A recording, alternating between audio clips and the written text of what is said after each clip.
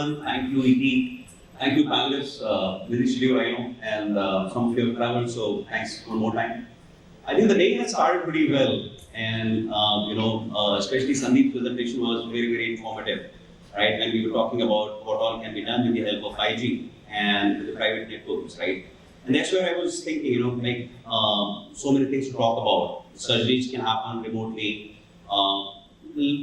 Anything like diabetes could be a thing of past because you can monitor the sugar levels perfectly. Car accidents theoretically could be a thing of past. So many possibilities and so many avenues. And it's great to have Ganesh here with us.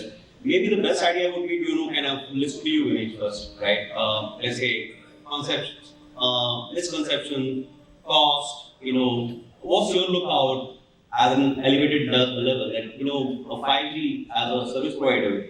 How do you look at it? And if we can begin with you. Thank you. Good afternoon. So it's a tough panel after lunch, so let me try. So, there are a lot of misconceptions out there, but there is one thing which we are very clear as a telecom provider. None of us are going to pay for 5G as consumer. You guys are going to pay $299, maybe you pay $399. So I don't think we have any misconception about making money from consumer in the 5G space, that's for sure. So the money has to be made in the B2B space, in the manufacturing and distribution, hospitals, industrial use cases. Because the cost of the spectrum we are going to put in has to be recovered by solving some significant challenges for you. Now, you probably heard in the morning what are all the possibilities of 5G. It has got high bandwidth, low latency, we can slice the spectrum, all that I'm sure you've heard, and all the interesting problems we can solve in the MND space you probably heard. Let me come to the economics of this. I think that is very critical, right? So if you are the CIO or the production head of a manufacturing, to bring a 5G solution alive, what is going to be the commercial involved? And how are we going to make the ROI work? I think that's what I want to start with. To make 5G work, you need spectrum inside your factory. Obviously, the government is asking big companies to buy spectrum themselves. We think it's a very bad idea. We don't want people to have spectrum. We would love to be the spectrum provider. But that's not the end of it. Right? I mean, the spectrum, if you need devices which are 5G enabled. That's the next thing you need. You basically need somebody who can provide the spectrum and your devices to speak to that spectrum. And once you have these devices are all going to send a lot of data, videos, data, all of it. So somebody has to process all of it. So you need a device nearer to the manufacturing assembly. So you need some type of computing environment, whether you call it edge cloud, you call it on-premise cloud, whatever you want to call it, you're going to need a computing element on top of it. And then on top of it, you're going to need a solution layer, which will get the ROI from all of this jing bang we're going to put in. And that's the whole thing coming alive. Right? So what we are trying to do at Airtel is to bring all of this together.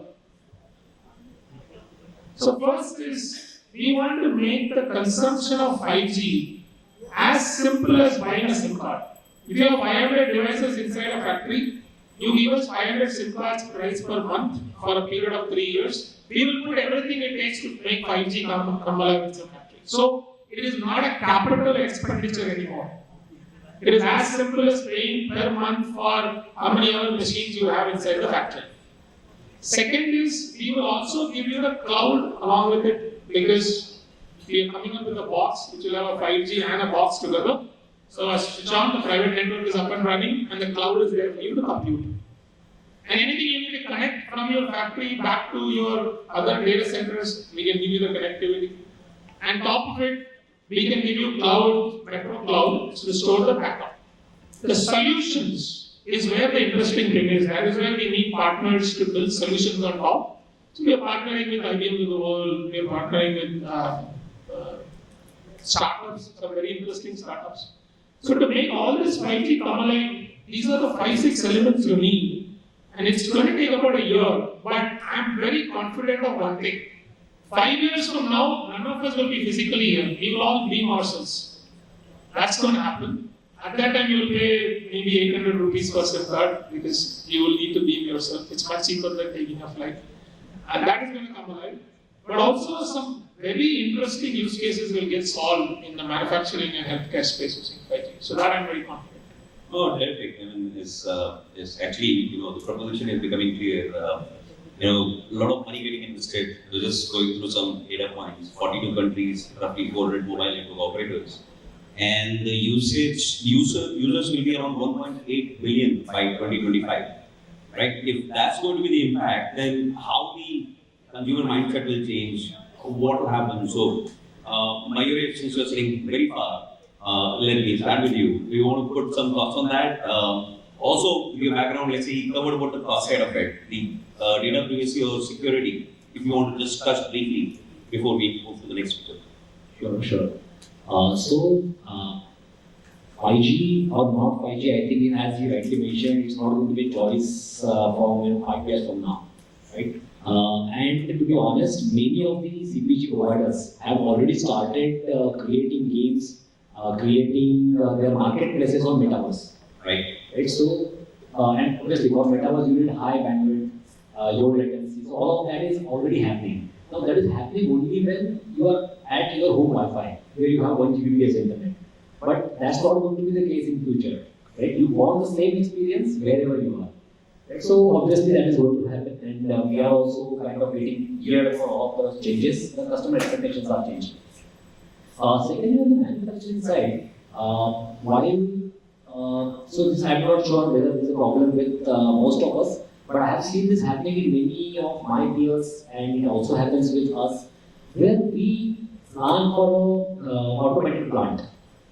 Now, for the automated plant to work, you need obviously the automation hardware, you also need the automation software. Now, that automation software can be hosted on-premise or on cloud. Now, the Siemens and GEs of the world who actually provide this kind of SCADA software, they will say, I need not more than 80 millisecond latency. Right now, in such kind of scenario, it becomes very difficult in today's age to put all that into the cloud. So somewhere we invest into on-premise cloud and we kind of set all those SCADA systems on-premise. But then you realize that the amount of data those systems are generating, right, your on-prem infrastructure will not be able to sustain. Then you again start looking at, can we move to a public cloud? Right? But again, the latency part still remains there, right? So it's a challenge which is there, and I believe that 5G will solve that problem in the future. While I don't know, Airtel knows more than how far are we from there. But yeah, that's the challenges which are currently out there. In terms of security, I think when we go for the bespoke solutions, we are the manufacturers, right? We are not the Intels or the IBMs of the world who are good in security, right? So we don't want to invest into creating our own manpower or our own team who will do the security. So for us, we need service providers. We need a technology which is already taking care of the security. So I believe again the 5G is there for that. The security is inherent. Then the other service providers which are out there like Airtel, they will have their managed services. So in that way, I think this is what the future looks like. Thanks. Rohith, you want to add some? Yeah, I mean, so HIL basically is a building materials company. We are India's largest building materials company. Our plants are scattered across India, most of them in rural parts. Biggest challenge that from we face is connectivity. We have a 3-step approach to digital transformation: connected, integration, and also optimization. So what we tried to do is connected all our plants. So that was the first step, and then we started to integrate, build a data lake, get all of this data and have one source of truth. And the third part is the optimization, where we are trying to do prescriptive solutions now. So biggest challenge is data connectivity. Lot of places that we have to work with the OEMs to ask them to set up towers so that we are able to transmit that data. So that is one challenge. Even if 5G comes, the challenge still remains the same, that whether we have enough towers, whether the frequency increases to the rural parts, and what about already existing machines? Are they compatible to the new 5G frequencies? So the entire retrofitting of new sensors, That's another part that we have to look at while we are scaling up. So, while just staying on the same topic, let's say you covered on that. Anything challenges? I mean, you covered the infra part of it, but cost, let's say from your point of view, he spoke from his point of view as a service provider, as a consumer. Do you have any perspective on that? Challenges, or let's say anything? So whatever Ganesh has told is like really interesting, that it was going to be as easy as just the SIM card cost. Yeah. Because currently we invest a lot on having a broadband in our companies, factories, everywhere. So if the cost is going to come down, then I think it's a win-win situation definitely. And then if we are able to kind of explore and add in the new equipments that will be talking to this 5G, then it will be more. It will gain more visibility to us. Thanks. So, Ranga, if I may request you to kind of pitch in here. Similarly, let's say if you want to add some of the pointers here, what the work happening in the OEM industry, you being the leader there, and then I'll move to Abhinav, who is actually the consumer for you, or the supplying to him. So, your perspective on the challenges as well as the advantages side of it. We start with the challenge. The 5G is going to be the another layer. It is not going to replace the existing layer. This also means let us not talk about cost. Number one is the layer, it is additional layer. This also means this layer may need a specific kind of knowledge base, which is also going to be another kind of knowledge training related thing is also required. How we are going to make that happen today, we do not know, because till now many things are happening on POC basis. Conceptually things are moving. How it is going to work on production environment? Well, yes, they have shown it before lunch that Nokia is already up and running. What we have to see. So the third portion is how we are going to sell it internally is another challenge, because when you are going to go for a cost-based expenditure, we have to think a different way of looking at it, and then bring, as Ganesh told, that how we are going to make it more meaningful, which is going to resolve the business issues, which is going to cover the cost also. So these are all the challenges which we will be facing. But if you look at the other way, JVM is basically a bus manufacturer. We supply to all two-wheeler, three-wheeler, four-wheeler, all parts we supply to all OEMs across India. In the morning session, many CEOs clearly said customer first. What does this relate when we are talking about 5G? If you are going to do the collaboration, till date, engineering collaboration is not possible because too much of a bigger size of the data needs to be shared between customer and supplier. That is one of the major bottleneck. Because of that, we are not in a position to co-create when the conceptual stage, when we are working, when we are trying to do new product development. That is one area where the 5G is going to play a vital role. That's number two. When you are trying to the surveillance related area, for example, we have many solutions already deployed using AI, using surveillance camera for quality purposes. The kind of produce we do, how good it is. When we are trying to do that, 5G will help us in doing that. The third important illustration would be the plant maintenance. That we are going to get enough knowledge base being shared across, because we have 60 plants across. The person who is conversant in one particular area, we cannot keep in all 60 plants, we cannot hire. So the knowledge one has can get shared by way of resolving the issues remotely. Oh, thanks. Comprehensive actually. And just as I said, the biggest consumption, UK was taking the biggest consumption out of him.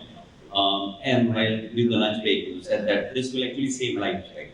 So let's say the truth is that this seriously the accident are going to be a history of past, no more accidents. what you as a kind of manufacturer of the, one of the renowned brand, right? What you're looking at it from both the manufacturing point of view as well as the consumer point of view, and then finally, in terms of the advantage to such society. So, if you just want to take, share your thoughts on that. Thank you, Shekhar. Good afternoon, everyone. I kind of agree with all the comments that the fellow panelists have mentioned, because for us, it means quite a lot more. We are the makers of Mercedes-Benz, trucks, buses, cars. Now, cars and trucks and buses now have become not vehicles or automobiles, but it has become a bundle of software on wheels. That's what it's running on.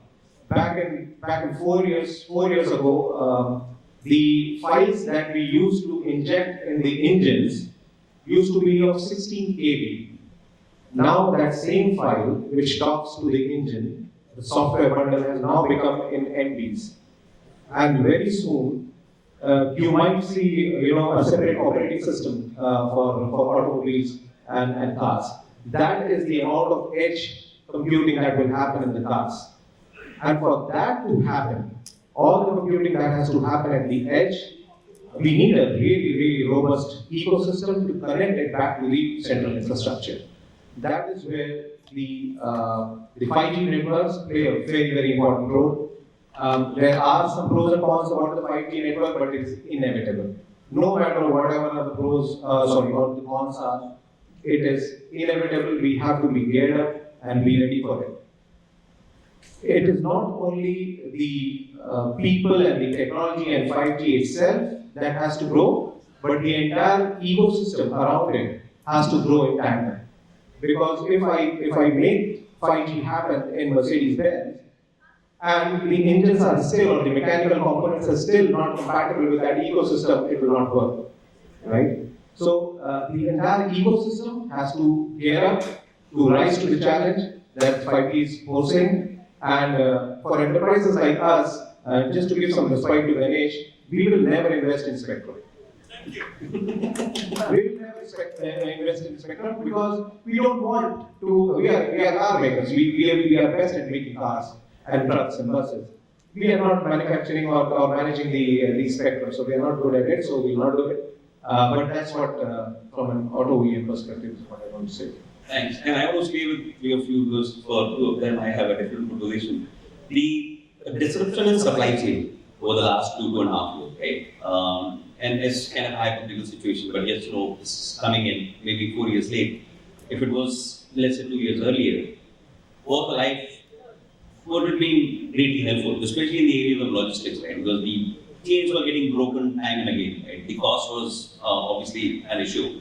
But the whole ports kind of shut down, everything went haywire. So let's say for the bigger audience, in this kind of situation, what do you think as a user or as a manufacturer, what would have happened differently? I know it's still out of syllabus, or I'm improvising, whatever you want to call it, but just kind of a thought of yours on the logistics side of it, streamlining supply chain, related with AI/ML, that could have been slightly more better, or blockchain for that matter.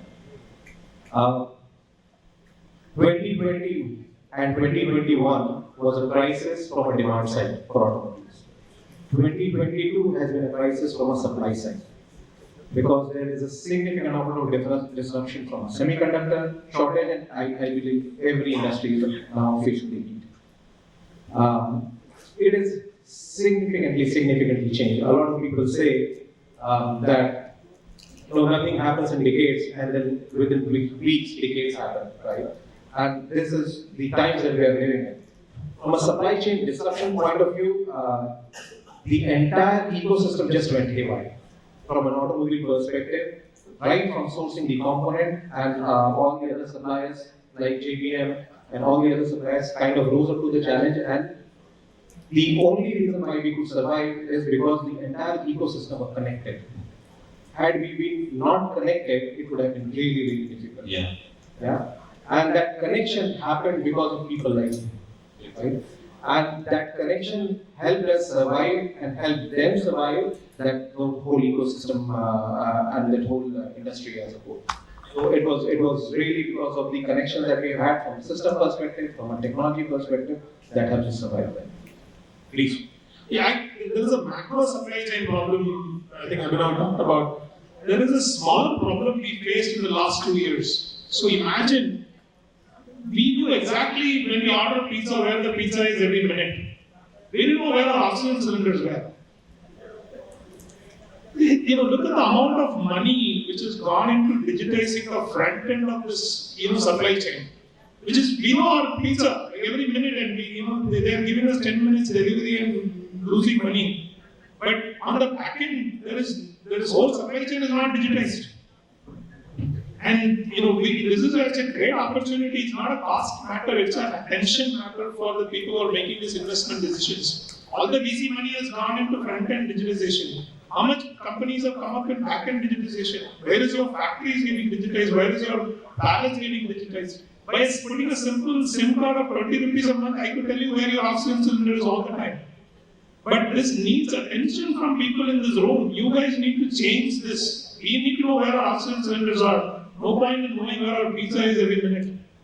That's actually a wonderful point, and I want to put both of you on the spot, and I was headed towards your way. When we are talking to the client, and he's very right that still these systems are, if not age old, still old, right? Making the change visible itself is the first task. Once you make the change visible and trackable, then the advantages are exponential, right? Why we don't take that kind of stride? Is any thoughts on that before I come to them back? Good. So I think all these initiatives or solutions that we build do not give us payback immediately. Right. So that is one challenge that businesses see, that the payback might be a little longer. And again, to have a vision, a digital vision of why we are doing this, what problem it is solving. Unless and until the management is very clear of why we are doing this, we don't get a buy-in. Keeping these two factors aside, the third thing is the availability of resources. With so many startups, mushrooming and giving us these solutions, it is now we are in a position to kind of move forward.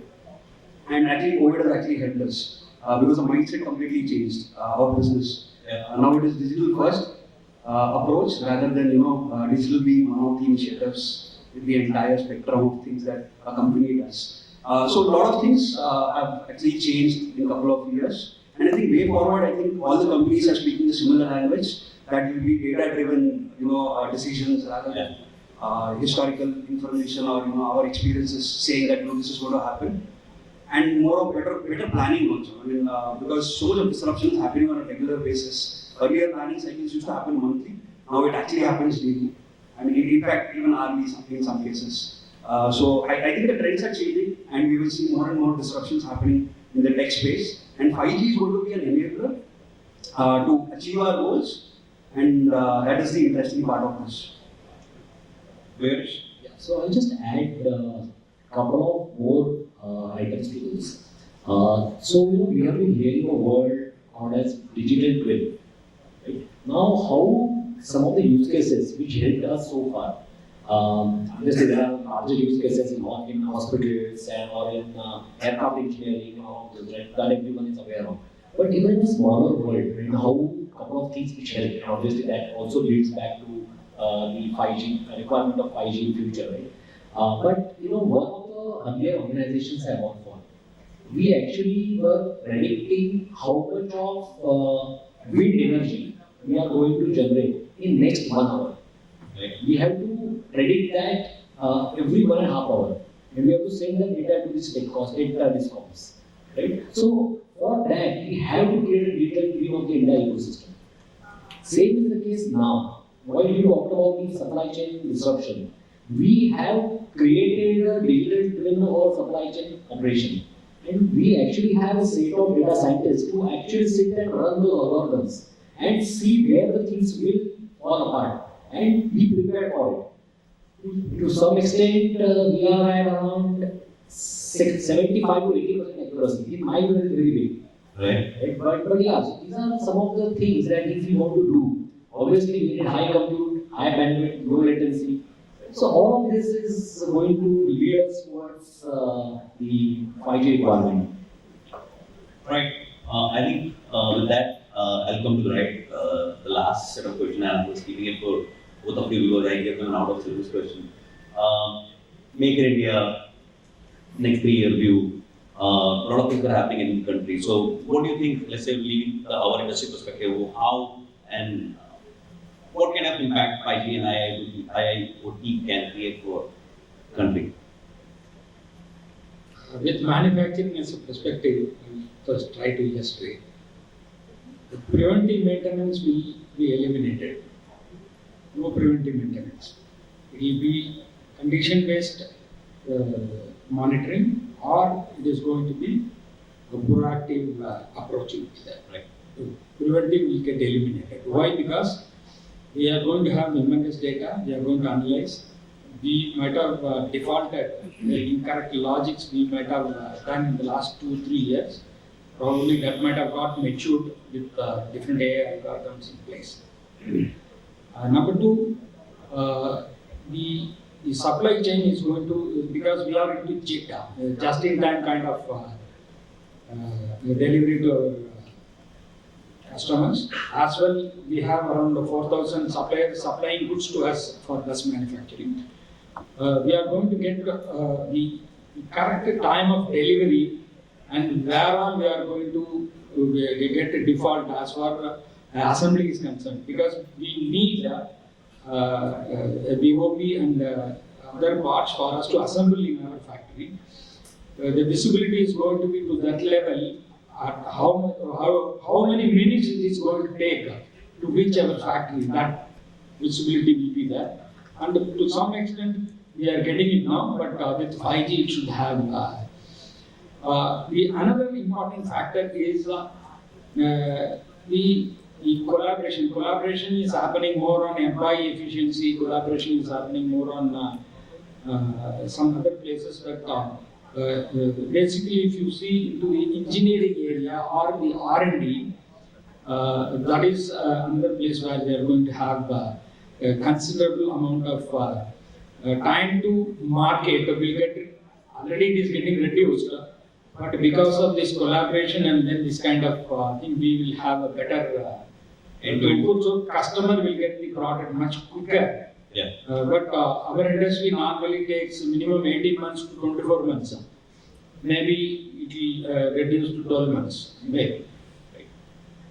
Just to add on the collaboration bit, I think the healthcare system showed us that collaboration works really well. COVID vaccines, which usually supposed to take so many years to come, they came out so quickly because there were events of collaboration. I think that is something that we all of us can look and reduce the entire cycle time to produce and collaborate with our vendors, suppliers, and ultimately give Swiggy-like experience to our customers. I think as long as we're doing that, I think we're in the right direction. I fundamentally believe, not because I'm an Airtel, 5G is going to change the way we live. If you look at 4G today, and if you rewind the clock 5 years before, the way we are consuming food, to buying groceries, to hailing automobiles, to paying for any services, without 4G, none of this would have been possible.